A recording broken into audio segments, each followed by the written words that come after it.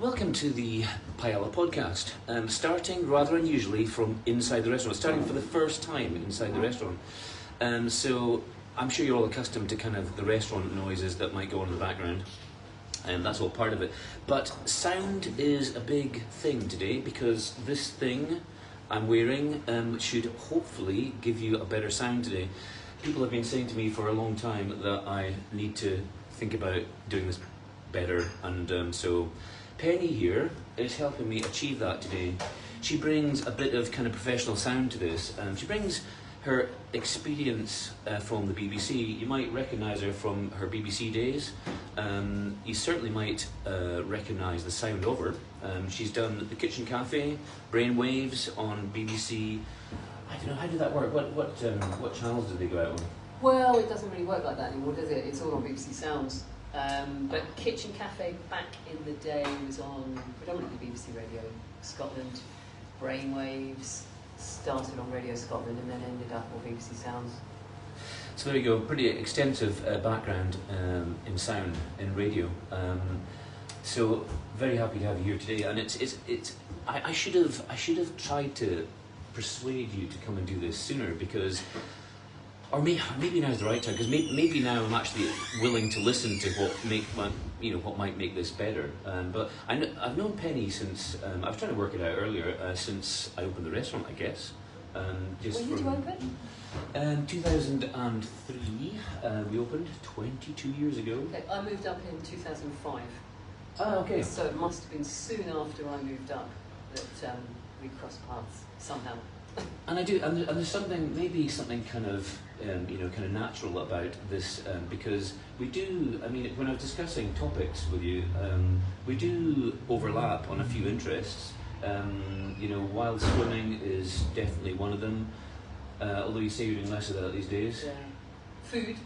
And food, yeah, and obviously food, exactly. I don't know if we can cover all the topics today, but in my advert, I tried to reduce it to two, which was cancer and honesty.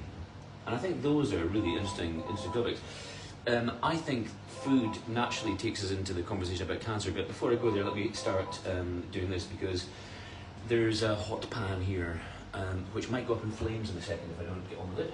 You can really feel the I know heat coming off it. It's amazing, actually. It does make quite a difference, doesn't it? We have to turn all the heating off in the room normally when I do a big one of these, especially when there's lots of customers in the room. I love being cooked for. Oh, there you go. And I'm never cooked for, so this is really exciting. I'm gonna ask you some of the questions, complicated questions I always ask my guests, which will be questions that you never used at the BBC. It'll be. Oh, don't be so sure. I'm going to ask you obvious stuff. Once we get the sizzling out of the way, I wonder if these new microphones are overcoming the sizzling. Normally I have to say to the guests, you can't speak until the sizzling's passed, but they can probably hear you over the sizzling. Yeah, I think you probably will here, and maybe the sizzling will just be a nice evocative background. Well, yeah, there is something. I mean, to go into the whole food chat, I mean, I've got a friend. When you said you were going to come on this, I've got a friend, Professor Stephen Holler. He's like a proper professor, and instead of a fake professor. I'm like, yeah, all those fake ones that you meet. But what I mean is he's like serious. I can't think of the words that describe how serious a professor can be. He's like indentured kind of professor that's got a special position in universities. He might be tuning in today, so hello if you are tuning in. And because this is live, I'm very keen to see any live reactions. I'll try and respond to any questions you put in. Stephen Holler is a professor of philosophy, and I did the Camino de Santiago. I think I've spoken to you about that before as well. I think you expressed an interest in that, did you? Probably, because it's kind of thing it would get my tail wagging. We must talk about that. So the Camino de Santiago, for those that don't know, obvious Spanish connection, a famous pilgrimage route across the north of Spain to Santiago. Wonderful. I mean, just it works wonderfully on lots of levels. But just as a hike, it's just wonderful. And I met Stephen Holler, this professor, on that hike. I mean, what could be better than meeting a professor of philosophy on a hike like that? And so what I'm getting to is, at some point on this walk, I said to him, so what would the classic scholars in philosophy, what would they say is the meaning of life? And he said, well, Plato would say this, and the thing I'll never forget is he quoted a famous philosopher and he said, the pursuit of truth is apparently it's a well-known fundamental in the meaning of life, is the pursuit of truth. And when he told me that, when I first heard it, I kind of thought, hey, how can that be? Why is that intrinsically important to the meaning of life? But since then, I've thought about it and I've gone and looked into it a bit more, and it relates to your point about how did you put it? Honesty. Yeah. So actually, let's go there first. I mean, diving straight in. I know, yeah. And I'll keep swapping subjects just when you least expect it. This is where my unprofessionality is key. So I love this. I never get cooked for, and I never get interviewed. I know this is all really random and different for me. And I never jump in with a topic like honesty. But anyway. So what does honesty mean to you? I guess probably where to start. Well, look,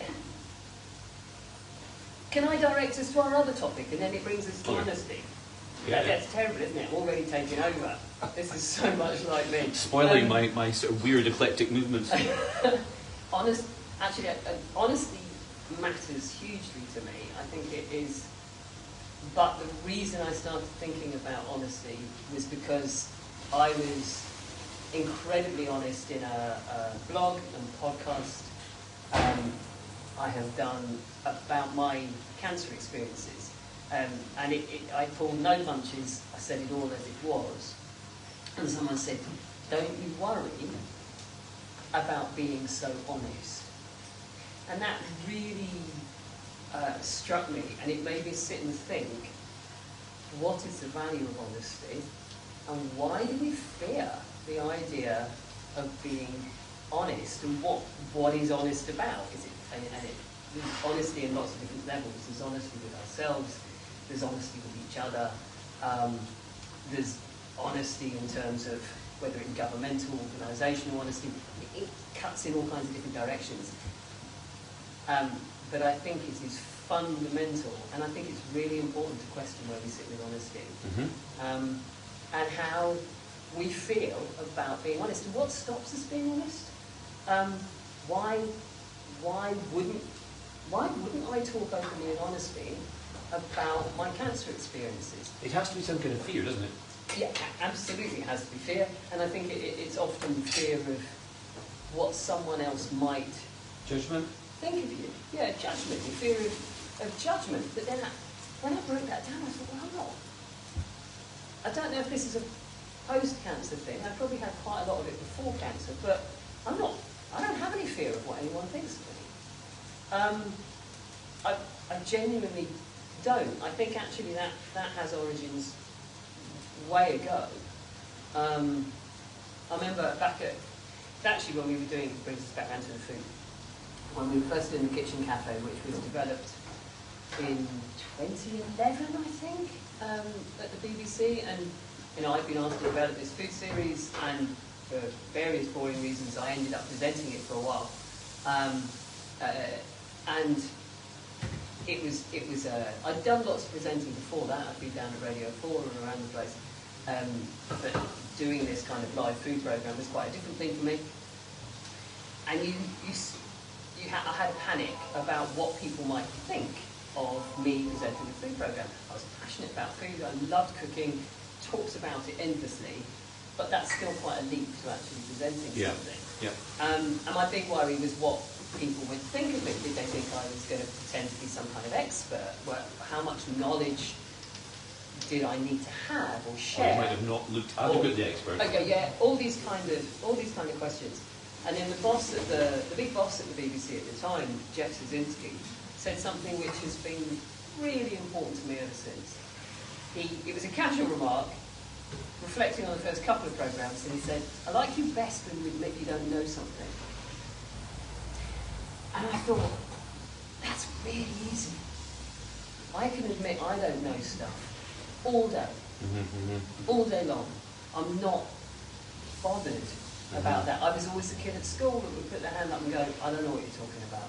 I've not been scared of admitting I don't understand or I don't know. And I think that's fundamental to probably why I ended up being a journalist and a documentary maker, because I could be curious without fear of someone judging me as stupid for not knowing.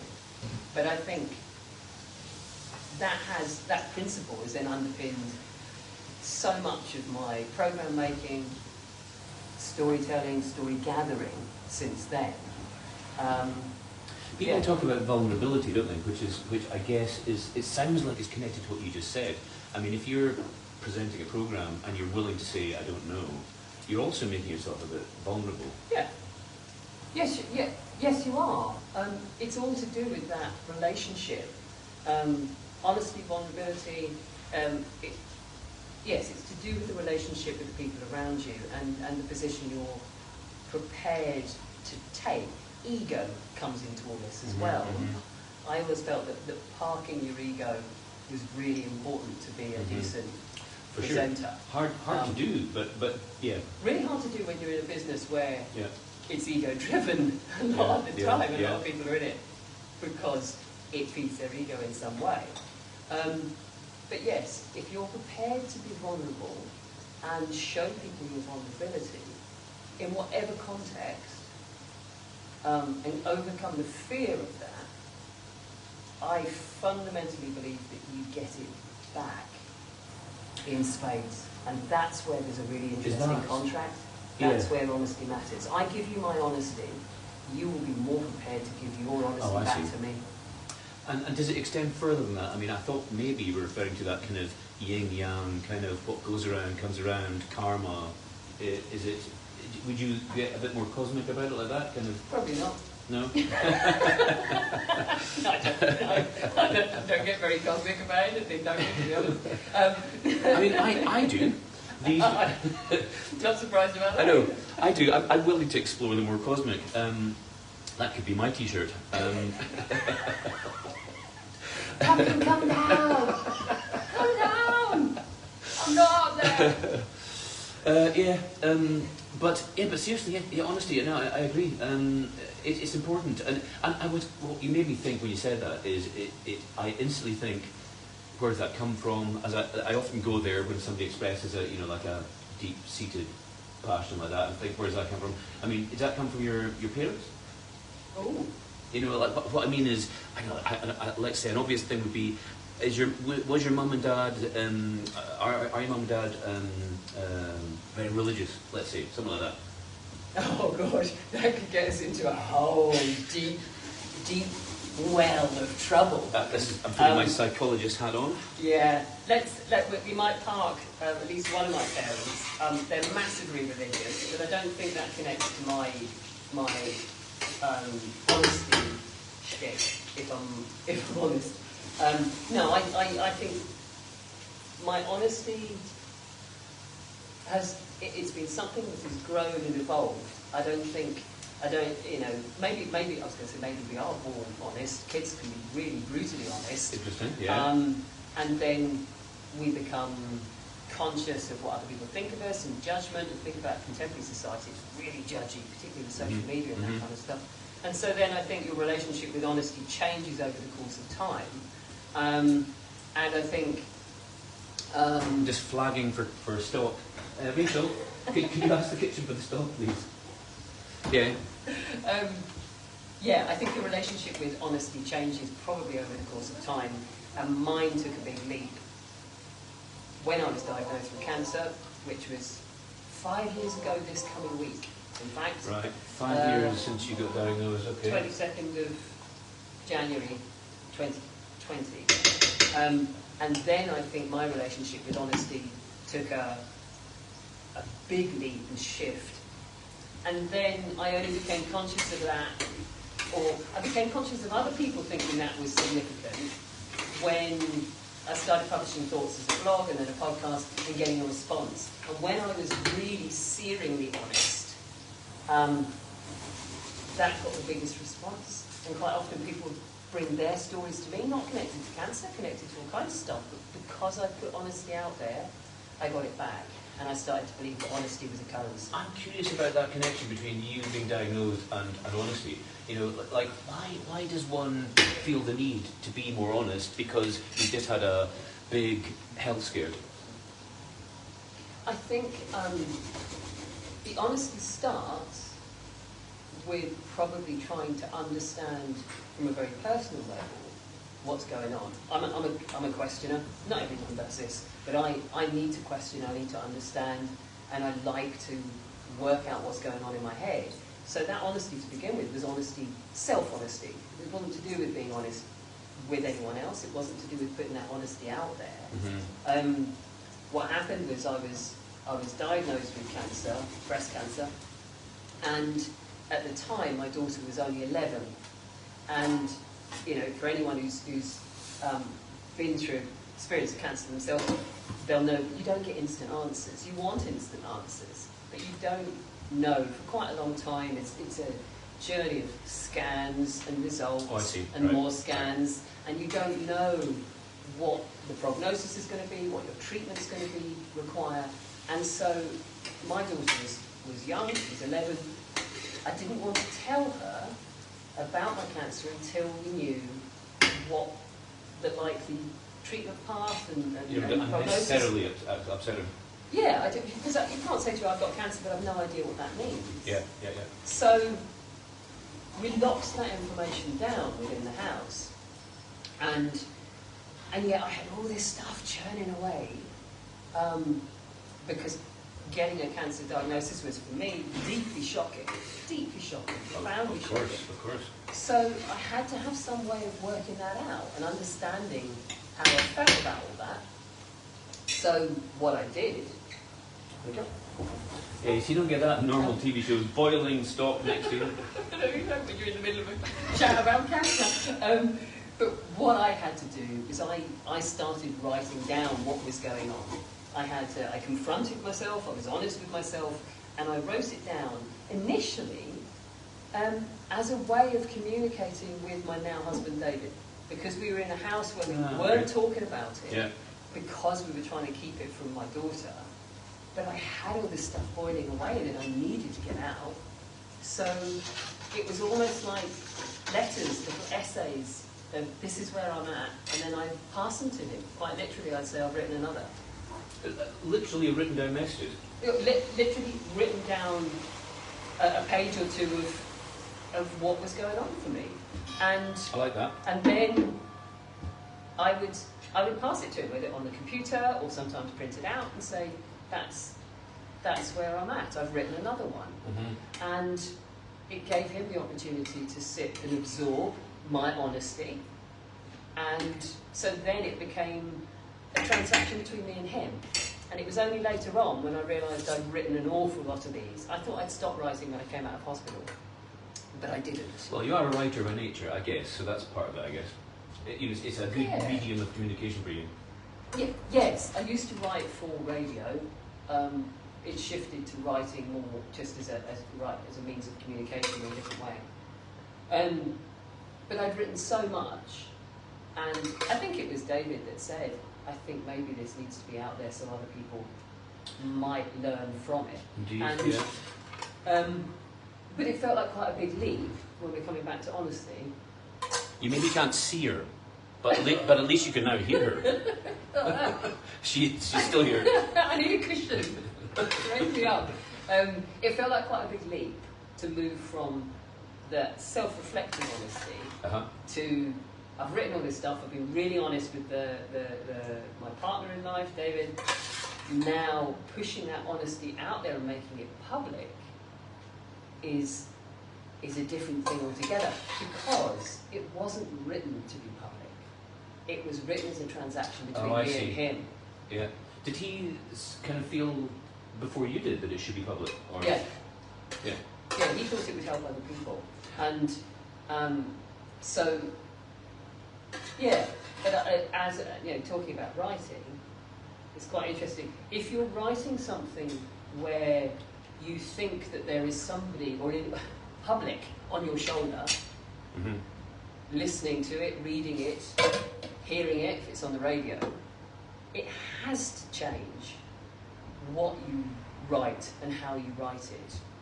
You know, I wrote very differently in my personal blog to David than I would have written had it been broadcast on the BBC from the beginning or something like that. So what's interesting is you end up seeing and witnessing something that was written to be honest with yourself, and never expecting to have anyone witness it. I know exactly what you mean. I have a very recent personal experience of something similar. I have, you know, I'm one of those fathers that doesn't get to see his daughter, so long story there, but I keep a video blog on a private YouTube channel. But sometimes I make a YouTube video and I make it, you know, there's a setting, you can make it accessible to only certain people.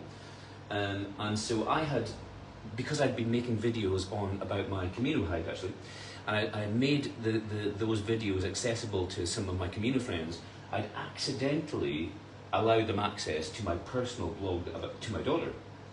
And so just recently, a friend of mine sent me a message saying, I'm heartbroken to see your most recent video to your daughter, and I had that horrible feeling like, oh my God, I didn't know I didn't know anybody could see that, and so I then had to stop for a minute and kind of go, what do I do with that? You know, do I go and change the settings and apologise? But then I kind of thought, well, actually, those few people that have access to that diary, maybe that's a good thing.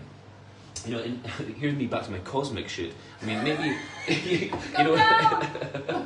you know, maybe if I put it out there, if I share it in a very honest way, if I share it in some way, in some cosmic way, it will create some support for my feelings of social injustice or whatever it is. And that word support, I mean, support comes in all kinds of different ways. Support for you, but also just someone else who might be going through the same shit you're going through. Yeah. Who can go, oh, I'm less alone. Yeah. And if you help that one person to feel less alone, this is where I've become very evangelical about not just honesty, but honest story sharing, because I think it is so powerful. I think it literally has the power to change things. And unless we put this stuff out there, unless we allow ourselves to be vulnerable, and it's out there in its most raw form, then we can't instigate honest, real change. So, although it's painful potentially, yeah, only by sharing things like you have done do we seed the potential for true change. I like it. I think I'll be trying to get you back in on this topic because I've got a few angles to go on this one. I mean, pulling conversation back a wee bit there to the family dynamic, to your initial concern about not wanting to unduly upset your daughter. I can relate to that too. You know, my ex-wife died of MND, and when she initially got diagnosed, I was the only person that knew about it, and there was lots of very amazing conversations about how because MND is a death sentence, and none of us know how we're going to react with a death sentence, and so she didn't want to tell her family, and I kept saying to her, but you know, surely you have to. I mean, surely it makes sense. I mean, why on earth would you not tell your family? And she herself couldn't answer it. She couldn't answer it until on many weeks of chat on the subject, she eventually said to me, "I don't want things to change." And that's something you maybe can relate to. Is it didn't make sense to me until she said that.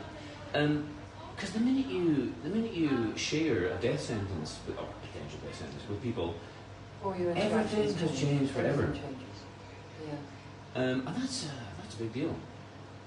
I mean, some people choose to some people choose to not talk about it, don't they? I mean, as their way of dealing with death. Maybe for that reason. Yeah, I think I could. I mean, I haven't been in that position. I didn't have. I was lucky to not have a terminal diagnosis. So I can't really kind of speak to that with any kind of with any lived experience of it. But I can totally imagine that change in relationships that comes from imparting any kind of information, particularly of that nature, is really difficult. I think. I was thinking about this the other day. It's a slight tangent to this, but I was thinking about how when you have a diagnosis of an illness, whether it's terminal or cancer or some other significant life-changing, life-impacting illness, and you yourself are the person who's diagnosed and dealing with it, I think it naturally impacts on all the relationships around you. What you don't have the opportunity to necessarily do is understand what the people around you are going through. Yeah. Because they don't want to be honest with you. Oh yeah, that's interesting, yeah. About how it impacts on them. And so, interestingly, and apologies for bringing this background to my experiences when you just shared about your wife and her MD, but there's me having written down everything I went through, with no holds barred, to share it with David. I don't know what he went through. Well, I was about to ask you, if your daughter, because you've just openly talked about, how you strategically manage the conversation with your daughter. I'm wondering how she feels about it now. And I've no idea. Actually, that'd be a good conversation as well. Yeah. I don't know, and I think it's difficult to, partly, from my personal story, it's difficult to pick apart what is the impact of cancer, what is the impact of other things, because the way it played out was 5 years ago. Lots of people watching this will remember what they were doing 5 years ago, because it was the year we stepped into the COVID year. Oh, yes, of course. And so, how you pick apart, what was most impactful for the different people around me? Was it my cancer? Was it the fact that I came out of hospital 2 weeks before we went into lockdown? My daughter was transitioning from primary school to high school. That was massively significant for her. We moved from living in the centre of a city to a very rural location. That was significant. And so for each of the people in the orbit, different things will have had a different impact. So it's really difficult to say, my cancer had this impact on them, because I should think for an 11-year-old girl going into lockdown during the transition from primary school to high school, that was huge, and probably much more impactful, maybe, than actually a mum having cancer. I don't know. Yeah, she probably had a lot of things to contend with at that time. Normally at this point in the programme, I would talk about cooking. Or maybe we'd have a commercial break to go get a hanky, to go and recalibrate our emotional state. I want to leave that there for a second, because we've got one other topic to do, and we're nearly finished with the paella. Have a look at the paella. I don't know. Normally, I would wave this. It smells amazing. Yeah. You should be describing it. The colour. I'm gonna. Yeah, you have to describe it, because normally I take the camera on the tripod and I wave it over the top. But I don't really want to do that, because there's a transmitter thing hanging from it today, so I'm gonna leave it alone. But what I'm interested in is that you've. There's not much fussing with paella, is there? No. There's no noodling. I was itching to get something and start prodding around, but you haven't done any noodling. Everybody does that. Yeah, I bet. They want to stir it. Yes, and I had to twitch. I want my that kind of twitch. Well, yeah. But it's beautifully laid out, so you can't see it. But you've got the gorgeous, that saffron, the yellow, and then you've very neatly placed your prawns. And is it haddock? Yes, haddock. Haddock. Little bits of red and green from the pepper. the onions now taking on the colour of the yellow, and it's just the smell. Yeah, It's I think wonderful. that's part of the whole paella thing. Is the fact that it's a dish where all the work is in the prep. So, so when you can actually cook it in front of your guests, it's a perfect party sharing dish, isn't it? Because literally all you have to do is remember what to put in at the right time, more or less. And I suppose it's the key of it is the balance of stock to amount of rice, so that you've Yeah. got enough stock in there to cook the rice. Mm-hmm. That's a bit I sometimes struggle Yeah, with. you don't want to do what you do, because risotto, the more famous rice dish, of course you add the stock bit by bit according to how you like it. There's not. And you get to noodle loads of And you do- risotto. You well- stir endlessly. Exactly, which is why risotto is not a party dish, because you would hardly be standing stirring this while you're talking to your guests. But with the risotto, stirring the rice creates starch, it creates more gloop, which is what you want with risotto because it usually has cheese in it. But you don't want that with paella, so no stirring, no starch. But it's more than that though. It's the fact that I quite often compare it to a pizza. It's like it's all laid out on the top a bit. There's a bit of presentation involved. It's not just a pile of rice and stuff. It's kind of laid out wide and flat, which I think is a presentation technique in Spanish cooking generally. They like to lay it out thin and wide. I noticed that I didn't see you season this, so was the seasoning in the stock, or is seasoning coming later? Yeah, we've worked out, what level of salt to have in the stock. I guess you would all have to work out your own level of seasoning. I've got a thing about salt. I mean, I'm sure you do as well. I'm sure probably every guest you ever had in your cooking program battered on about salt. But I think everybody knows how important salt is in cooking and in health. And and where do you find the right point between those two things?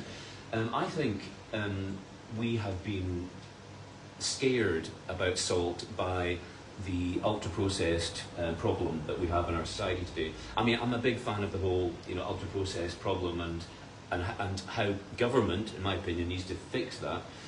But I think what they've done is they've scared us into thinking that salt is bad. This is what I'm going with the chat. So and there's no question that too much salt is bad. I'm not arguing with that. But the ultra-processed food manufacturing process has created ways of putting so much salt into your food because it makes it taste good and it makes it a preservative. It's like nature's own preservative. So they find ways of cramming as much as they can into the food and masking it so you don't even know how much there is in it unless you can work out what the hell it says inside the packet. You know what I mean? So it creates a health problem. We have a salt problem. But I would argue that actually, honestly, adding salt is nothing to be concerned about. And I think that's where people get it wrong. They kind of go, oh, we must get rid of salt in our diet. I'm going to cook with no salt. And I don't agree with that. Because you need salt. It's a natural thing you need. And also, it's a flavour enhancer. Yeah, and I think you're right. There's been a massive scare factor over salt. The other one is fats. Massive scare factor over fats in foods. And not enough scaring about sugar, I believe. Yeah. Talking about all the processed food, salt and sugar is the other stuff, which is just... Absolutely right. So can I, at this point, I'm a bit running not on normal schedule. Marina McKim, are you the only person that has anything to say? So Marina's got a profound question for you, Penny. This is great. Marina says, coo. Coo? Yeah, that's it. That's the whole... Yeah, I don't know. That means that coo as in cow. I'll try not to take it too personally, Marina. Yeah, what do you mean, Marina? Could you expand on that? So actually, I'm quite happy that there's been a disappointing response in the live feed, but it means that we've saved a bit of time and we can actually look at this because it's almost... there comes a point where you want to put the lid on and let it finish cooking under the lid. There's a process in paella cooking called, I always forget this word in Spanish. That process of where you let the stock run down and you toast the bottom of it quite precisely. What's it called again? I always forget. Anyway, but it's a thing in Spain. That it's commonly done where they deliberately toast the bottom. We don't do that here. Most restaurants don't do it because it's obviously fraught with error, and you'll get customers that won't like it, and you'll get customers that will think you've burnt your paella and all that kind of thing. So the safe way, the technique I use is to turn it off when your stock is at a certain point and leave it to finish under lid. I would recommend that as the best way. And by the way, I'm using 2-to-1 ratio, just to answer your question of about 15 minutes ago. The stock to rice, 2-to-1. If you equate, like a kilo of rice to a litre of stock, which I do, it's amazing how accurately actually, a litre volume of rice that works. So we're going to put a massive lid on this? Yes. In fact, I think I'm going to do it almost now. I'm going to do it as soon as I put peas on. I used to put peas on everything, and I think it was because of the presentation. I think it was just to get something green on there, to beautifully match all the oranges and reds and things. But also peas are pretty innocuous, so they can kind of go with anything. I'm going to say I'm not going to do it today. I'm just not going to do it. I was about to say I love a pea. Bugger the peas. I love a pea. Oh, okay, she Put it loves on peas. half. No, Okay. that would offend the beautiful kind of symmetry of this, wouldn't it? Yeah. Just put it on half. That's come up quite often in the course of running the restaurant. Quite often, customers will joke about like a half and half pie. Like you get pizzas that can and I don't want to get into that. You don't have to put peas on just because I said I love a pea. I want you to be happy. I'm going to be happy whatever, Duncan. Don't pander to me, honestly. Now Look, go on. I never get good for, so go on. Exactly. Pander to me. Pander. You need a bit of pandering today. Yeah. It's this you're not the one that's kind of working, so to speak, today. Although it might seem like you are. There's a little bit of peas. And lid on. I have here a gigantic lid. Oh, that's what that is. Oh, I was yeah. looking for the lid. You thought it was Captain America's shield. It's actually a lid, and it's designed to fit just about any size of pan we have. That'll do the job. I did turn it off, didn't I? Yes, I did. So, that gives us 10 minutes. Now, normally in the last 10 minutes, I would change topics and or discuss wine. I think we probably need to do wine first and then topic, because otherwise we might miss wine. I don't want to do that. You're not expecting the expertise on wine from me. You see, the thing is, because you're such a good guest, and I mean that quite sincerely. I mean, because you've expanded so beautifully in your answers to the questions, it's left me. I've had to skip a pile of my regular things. And normally I'd ask the guests about cooking, but I don't need to do that with Pennie because you've got credentials in cooking anyway. But let's move on to the wine chat. So you go into a wine shop, and where do you start? In terms of what wine you like, what wine you choose, what dictates your choice in a wine shop? Red, only red. Oh, right. I don't. It's been a thing much more recently in life. White wine, including the fizzes and sparklings, give me the worst headache. We won't do that ever. then. So literally, by the bottom of a glass, by the end of the glass, my head is bouncing. So I don't go near white. Red, I love. I'll look for something probably Spanish or Portuguese, and I like an oaky Rioja. So we're in the right place, aren't we? The Spanish are good at that to taste, yeah. Yeah. So Tempranillo, something like that. Something that is. I like big flavours. I like fruity flavours, and I like the kind of oakiness. So that's what's on your mind usually when you walk into a wine shop? Yeah. Okay, I get it. And so does that mean you walk in the door, you go, right, where's the red? And then you go, where's, I don't know, maybe where's Spanish, where's Iberian, and you maybe even go to region Rioja. It would be kind of almost geographical, your process. What I mean is you wouldn't go into a wine shop and kind of go, oh, I really love Pinot Noir, I don't tend to go by the grape. No, not so much. I do. There's very little Portuguese wine I've had that I didn't like. So yeah, I know I like Spanish and Portuguese wines, so I will tend to be geography driven. Okay. But also don't know a huge amount about wine at all. So I will ask. I'll try to go somewhere where they have some expertise and say, these are the kind of wines I like. I know exactly what you want. I'm gonna give you what I would call a classic Rioja flavour. I've got a whole lengthy and boring opinion on where Rioja is going. But this one here is what I call a classic Rioja, and I'm looking at the shelf there. There's this bodega we started buying wine from recently on Tagnon, and the reason I hooked onto them is because they have this old style Rioja I love, and one of the wonderful things about Rioja is it's got very good guidance controls, so quality controls, let's call it. So so if you go to buy a Rioja in a wine shop, there's certain words that legally can only appear on the label that guarantee you that certain things have happened with the wine. And there's very few wine regions in the world that have that level of guarantee. And I think that's one of the reasons that Rioja has been so successful. And so if you see the word crianza on a Rioja, that word cannot be on there unless that wine has spent a specific amount of time in an oak barrel and a specific amount of time in bottle. Otherwise, they can't put that word in there. Whereas, if you buy a wine from Chile and it has crianza on it, it means nothing. And massive con in the wine world. So, in a sense, they're all trading off Rioja. That said, let me just pick up the one. Normally at this point I'd grab the camera and take it with me. I just don't want to do that today. I'm going to nip out of shot and. You don't need to commentate on what you're doing. It's okay. We're safe. This is the one. Rachel, can I have a bottle opener and a couple of glasses?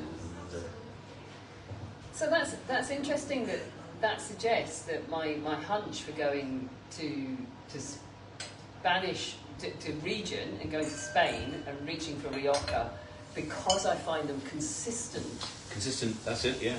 And that's why, by the sound of it, because Absolutely. Of the regulations. Although unfortunately the regulations when it comes to what grapes and what percentage of grapes are allowed in under the description of what's on it does change. I would argue that Rioja has made some errors of judgment in that area in the last 5-10 years.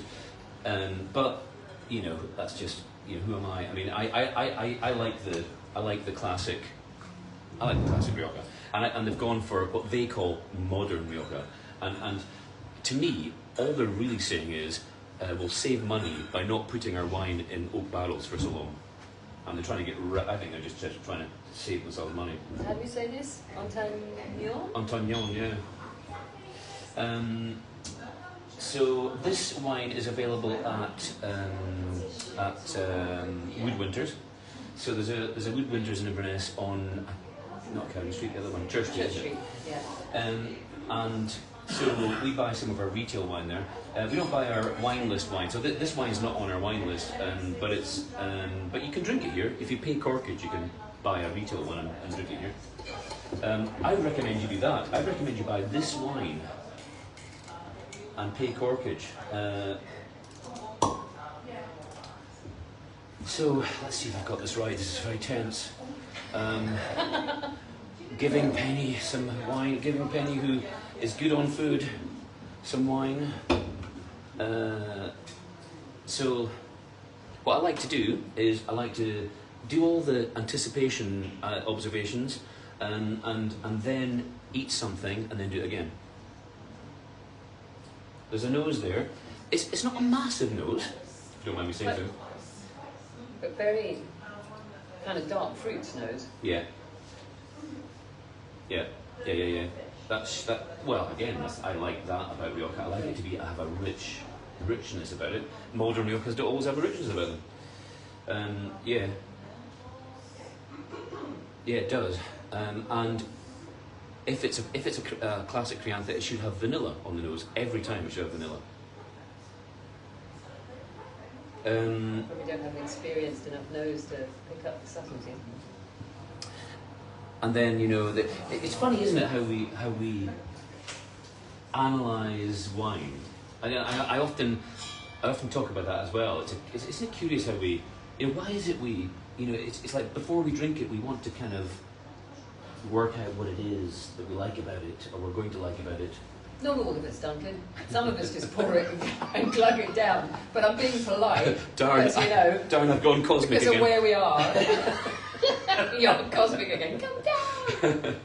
Okay, let's just go straight to the drinking bit.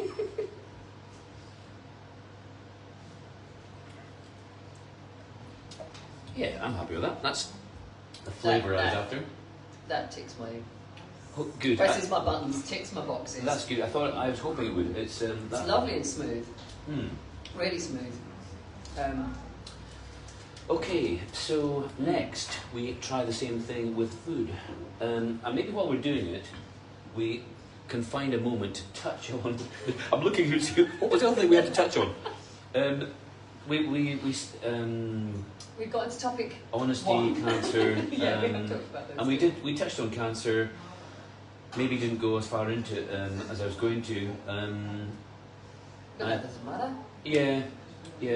Well, maybe in that case we keep it light and we stick with the the other question I missed. Cancer light. Well, yeah, we'll keep it light and maybe not go back to cancer. Maybe we talk about, because food's important here in your life and mine and now. Who does most of the cooking in your house is what I normally say. Oh, God. Me?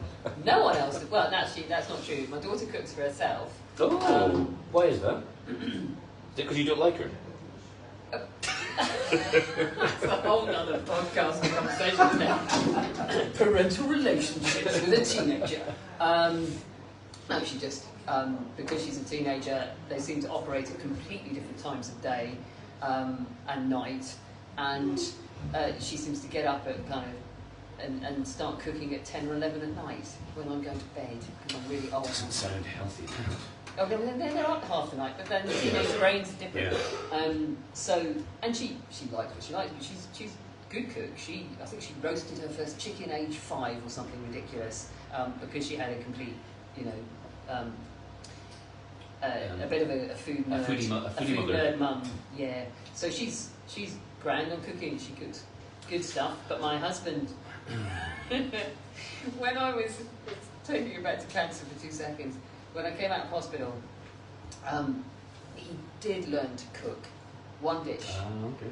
One dish, and we had it every day because that's what he could make. Spag bowl? No, because I'm a pescatarian. Oh, It was mac and cheese. And after about day 3 or 4 of mac and cheese, I got out of my sick bed and started cooking again because I couldn't bear to have any more mac and cheese. No, he could cook. Oh, bless him, try. He could cook if he wanted to, but he has no attention span whatsoever, and he's bored by the end of cutting an onion. That's his attention span. So no, we eat well, but no thanks to him. Well, it doesn't surprise me to hear that you're the main cook in the family because I know you love food and all that and cooking it. So, if your husband was here and I said to him, "It's your birthday today," and you deserve to get your favourite dish cooked by Pennie. What is the favourite dish that Pennie cooks for you? He'd want me to make beef madras. Beef madras? Yeah. Curries. It's quite funny, sometimes we declare a curry night now. I love making curries. My stepdad's a fabulous cook and he makes amazing curries. And, so I've long made curries and I'll spend all day making lots of different curries. With the spices and everything from scratch. But yes, David would occasionally declare it a curry night and invite people around, and I'll think, right, well, that's me cooking for the next 3 days. But curries are big. Well, we all love a curry, that's for sure. Have you got my spoon, Pennie? You're hiding it under the table. It's there in the peas. Yes, it's there in the peas. Thank you. Good. Well done. You are a good guest. What observation skills you have as well. The peas you didn't want to put in here. The horrible peas. Oh, I like the look of this. That's nice. I like it when, see, the rice is just holding together. The stock is almost gone, but not entirely. That is, I'd say that is exactly where you want your pie to be. It's just perfect holding together a little bit. And let me give you a lemon, because the other thing I rant on about fairly often is the importance of lemons in our lives. Lemon is, of course, another of nature's wonderful things. It's a disinfectant. It's another flavour enhancer, but it also is, in food terms, not just those things, but it's a counterbalance. It adds acidity to things that need acidity. So it's a massive important thing in food. So should I squeeze the lemon over it? I would, definitely. I squeeze lemon over things even You're that... a bit tight on prawns, Yes. Duncan. Have I not given you any? No, Good. I don't think so. He's a prawn, mate. Yeah. That's a little bit of a professional error. I normally, when one is portioning up, you make sure that everybody gets a fair share. I maybe was just being a little bit careless there. So payback for the peas. Payback for the peas. So there we go. And I'm now gonna. I will, once we finish this, I'm gonna hand some more out to your friends and see what kind of reaction I get out of them. But we're gonna need some forks, yeah. Yeah, that's the only other thing. I wondered whether I need to just Yeah, I mean let's be old-fashioned about it and have a fork. use forks. I can hear the sound of cutlery being jangled in the background, so I'm gonna. Oh, here we go. Thank you very much. Here. I was about to go and steal one off a table. So we've tasted the wine. Somebody just did a heart there. Who did the heart? Go on, own up to it. And Stephen Holler, the aforementioned professor, Oh, Stephen! he says hello from Canada. Hi, Stephen. Stephen, ask Penny a profound question about honesty. No, don't. We're nearly finished. Oh, maybe I'll not. be here Maybe for not. another 2 days. Maybe not, but we can talk about it after we're done. I mean, Stephen. I mean, I can't remember the whole story, but you know, in the course of being a professor, he's actually done a lot of work on the whole subject of honesty. I think I'm right in saying, Stephen. Yeah. I mean, you know, he's it's deeply studied the meaning of all this. So we could have a great chat with him. Next time you're over in the UK, I'd love you to be on the podcast, Stephen. You'd be a phenomenal guest. I wonder if we can do it by some kind of weird international link-up. Or is that taking... I've only just discovered microphones. Maybe that's a little bit technologically advanced. I'm sure we could do it by some international link-up, and we can talk about that afterwards. Said the podcast producer. The fish is so beautifully cooked there by just having sat it on the top, let it steam in the stock, and it's just flaking apart. Exactly. It doesn't... Because it's sat on top, like you say, it doesn't cook quite as quick as if it had been immersed or mixed in. And that's what people don't often realise as well. So it does go in a wee bit earlier than you might expect for fish. For example, prawns, I put them in straight after I put the stock in. Not prawns, well, I do with prawns, but no, what I meant to say was mussels. And you wouldn't expect that either. You'd think mussels would go in later. I found with shellfish, prawns are the same with like the Scottish langoustines. Put them in. In fact, do you know what? If I was using Scottish langoustines, I wouldn't put them in raw at all. I would pre-cook langoustines, which would surprise people. Yeah, I'd pre-cook them and then add them right at the end, so they just get warmed, on top of the pie. Pre-cook them, steam them, boil them. Boil them, yeah. If you boil, yeah, exactly. If you're good at boil, because it's so easy to ruin a langoustine. I mean, if you boil it with some salt, for a precise time, and then ice bath, cool it fast, preserve the texture of the meat. And then just drop it on at the end. I think that's the best way. Because really, shellfish don't cook sitting on top of pie as quickly as you would think. So, tell you what, that was a banging stock that you used. It's got so much flavour in it. What's it? What's your stock secret, Duncan? Well, we use Knorr stock. Special commercial versions of Knorr. Really? Yeah, I know, which surprises some people. But there's loads of flavour in there, along with the saffron. Knorr stock is expensive stuff. Stock is expensive stuff, isn't it? If it's good stock. And I think you'll find in most restaurants, gone are the days where there's stock pots kicking around kitchens, getting all manner of stuff thrown into them. I think there's too many health risks involved in that. And also, apart from anything else, making stock is quite a long process. So most restaurants don't make their own stock with that. I mean, fine dining, I'm sure they do, but most restaurants wouldn't go to those lengths.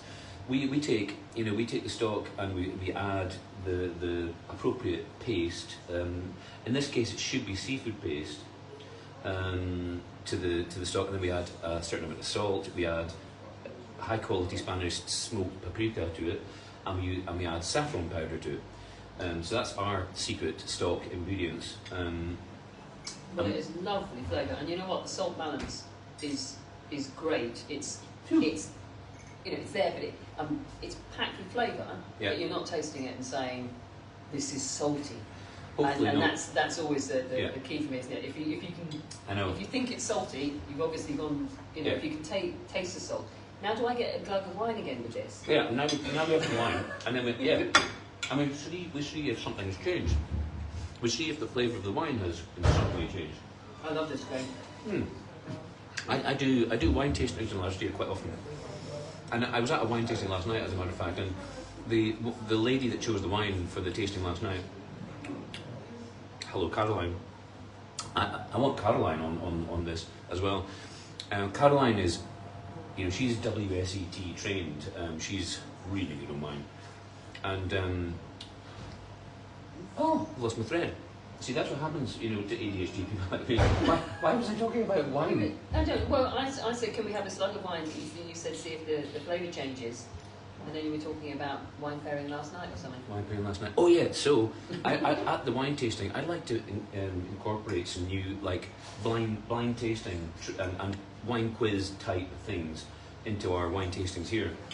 And these kind of games like eat some food, taste the wine, eat some cheese, taste the wine, see what effect it all has. I love that kind of thing. And more importantly, I love it when it's wrong. And I would argue in the world of food and wine matching, it's just as important to get it wrong as it is to get it right. I think that, and there's a bit of a metaphor for life there.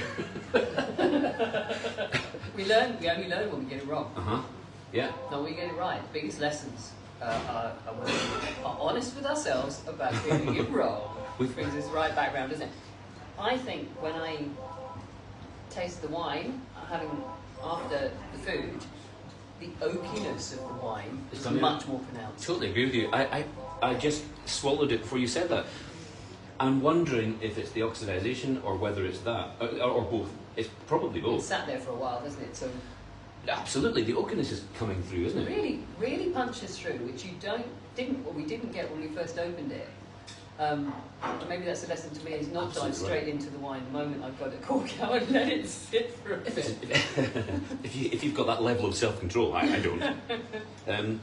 If you've got a decent wine, obviously not all wines, you need to think about things like that. But that's a decent wine. That's that wine's is aged. It's What's the price point? Something like that? Do you know? I don't know. The wine hasn't got its. It's got on that brown label. Is that 20 quid? I can't without my glasses on. 19.95. You're right. Yeah, 20 quid for that bottle of wine, and that's retail price. That's not restaurant price. So if you add another 10 quid if you want to sit in and drink it. Yeah. But if you go to a wine shop, you wouldn't normally spend 20 quid in a bottle. Well, I think most people wouldn't normally buy a £20 bottle of wine. But as they always say, if you spend an extra few quid on the wine you buy retail, the quality improvement you get back is dramatic. Yeah, we'll buy if we're going out and doing a wine shop, and we'll probably go and get a case of different things at a time. We'll normally buy one or two, which might be around that price point for a special occasion. But you want to know that they're going to feel special and that they're going to really taste the difference. And I think that's a lovely wine, and it works wonderfully with fire. I think. I'll bet you probably enjoy. Do you enjoy that? I'm now putting together, 2 and 2, and maybe making 5. But you enjoy your wine. Occasionally, you said you buy a nice bottle of wine. Maybe you get an evening where you can actually take the time to cook something nice, put on some loud music. I wonder what you were going to say. Put on what, Duncan? Open a nice bottle of wine, put on some funky clothes, put on some live music, maybe have somebody to talk to while you're cooking. Nice wine, nice chat. That's one of my favourite things in life. We're lucky enough to live somewhere that has quite a big open kitchen. A tiny workshop surface for cooking on, but we've got a big almost like farmhouse table down the middle, and there's nothing we love more than gathering people. Yeah. It's a house that gathers. And some of my friends here today have been on the receiving end of the gathering, and quite often we all bring food, and a big gang of us gather, and we just share food, share a drink, and gather. And that to me, that for me and David, my husband, is the ultimate in life, really. We love just being there with good company and good food, and that's my happy place. I thought that. That does not surprise me at all. And I suppose that's like the ultimate living kitchen, as they call it these days, don't they? I mean, in my dream house, I would definitely create that space. We'd have to have that living kitchen, some kind of very special living kitchen arrangement where I can cook, listen to loud music, drink wine whilst talking to my friends all at the same time. A space for that. And then conversation usually goes off into, oh, I haven't heard that song for a long time. Oh yeah, they released an album 2 years ago. Oh, I haven't heard that album. Oh, let's get that one out. Music's big in my life as well. Yeah. In fact, this is my opportunity to plug. Okay. I do. I'm a pianist, but I play other things too. And the band I'm in, our new album comes out on Burns Day, which is only Saturday, isn't it? So What style of stuff? We're calling it pop. I mean, when we were uploading the album into the site that sends it to Spotify and everything, we have to categorise everything, and we couldn't categorise our music. We couldn't make it into what we wanted it to be because they didn't have the categories that we believed that we had. So we ended up just going for pop. What would you categorise it as? We thought it was something a bit dark. So it's a bit what do they call it back in the day? A bit gothy. It's a bit rock. It's very synth. Synth is. Who's your big influence then for you? If you could have anyone sitting here, eating your paella, chatting away from music world. From the music world, I think it'd have to be Lennon, probably. And that's a surprising choice for a pianist. When I think about my favourite musical artists of all time, that's interesting. I never thought of it till now. That they're probably not actually keyboard players. It'd be John Lennon. It'd be Tom Verlaine. It'd be Edwyn Collins. It would be it'd be people like that I think are highly original. I think what gets me about those kind of artists is that they have a distinct style, surprising kind of levels of originality that really have had a big impact on the world of music. But they're all guitarists essentially. Actually, now I can think about it. Imagine was it the piano? Indeed, yeah. I mean, Lennon, eventually became a very good piano player. You're absolutely right. Imagine, my favourite song of all time. There you go. Which brings us right round, because I can't resist it in a presentably fashion, to that whole big thing of honest storytelling. Yeah. And that, for me, is where I connect with music that is sort of raw and honest. And tells me a story that I engage with, that or something in the way it's sung is just honest and raw and out there, vulnerable. And I think Imagine is a really vulnerable. Oh yeah. Yeah. Song. Absolutely. There we go. We've gone full circle, which I like to do. Neat and tidy. You like that in the paella pan? I like that with programme making. We could have a whole conversation about the musical connection to all these things. Well, I've got some great woo-woo shit on that one. In terms of songwriting and how it comes out of us and all that kind of thing. Anyway, that's enough of that. I think you've all had enough of that. So before I go, let me just check to see if there's any stunning questions that have to be answered. Oh crikey, there's tons of stuff. How did I not notice this earlier? It wasn't just Coo. It wasn't just Coo. Yeah, I can see she's come back with something else. Annabelle Ross says, wish I was with you to join the conversation. Do you know Annabelle Ross? I don't think so. Hi, Annabelle. And Marina McKim, the Coo, has expanded into Cooey. Cooey. Annabel Ross says, so much overlap with my own story. Oh, I'll get you in, Annabel. Go with the P's, she says. I'm a bit behind, obviously. Love the topic of honesty. Vulnerability allows more meaningful discussion and experiences. I think Professor Stephen Holler would agree with that. You know, honesty and vulnerability add more meaning to life. I mean, well, I guess that's why it comes into the classic philosophical conversation. And Annabelle says, "You're my kind of woman," and I don't think she's talking about me. And Annabelle. Well, can I give a plug to Annabelle for the Yeah. Annabelle and other people? If I can just give a plug to the podcast, because as I was saying, it is 5 years next week since my diagnosis, and then I wrote about it, and then all those very honest writings that we've been talking about were turned into a very honest podcast that I know you've heard a bit of, Duncan. And that's called Lump, and you'll find it on all platforms that you would normally go to for a podcast. So it's called Lump, and it literally starts from 6 days after my diagnosis. It charts the whole year, so there's 52 episodes. They're quite short, but if you can cope with 52 episodes of me banging on about cancer, then go and check out Lump. And I tackle a lot of these ideas about, you know, philosophy and change and honesty and all this sort of stuff is in there, and it's sort of raw, apparently quite funny. I find it odd that people find it funny, but I think it's quite dark.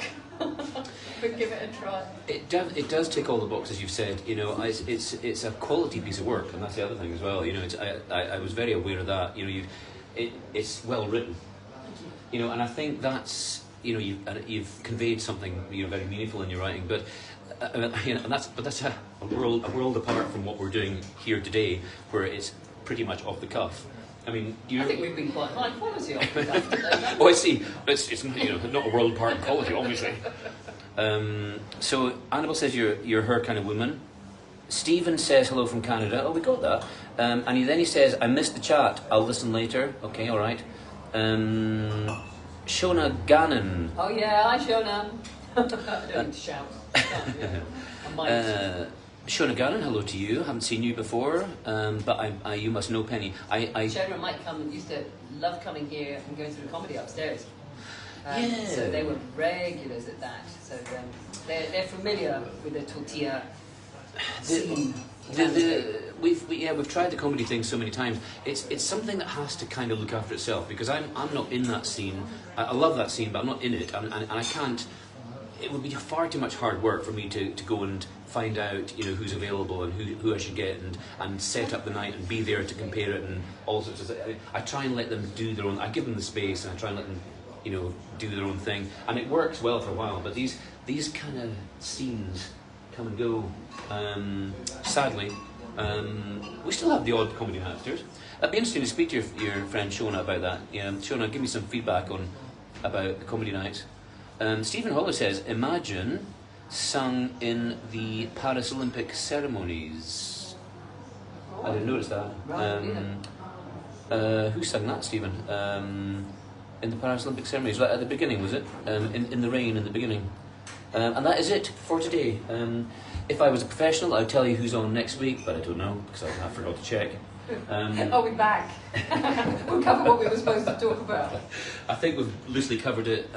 Thank you very much. You know where to get hold of Penny if you want to explore her work, and you know, we could probably post some links to her stuff in the feed. Go and check out adventurousaudio.co.uk, and you'll find all the podcasts that production company I have with my great colleague Dan Holland make there on all kinds of subjects, from true crime to mental health to things like that.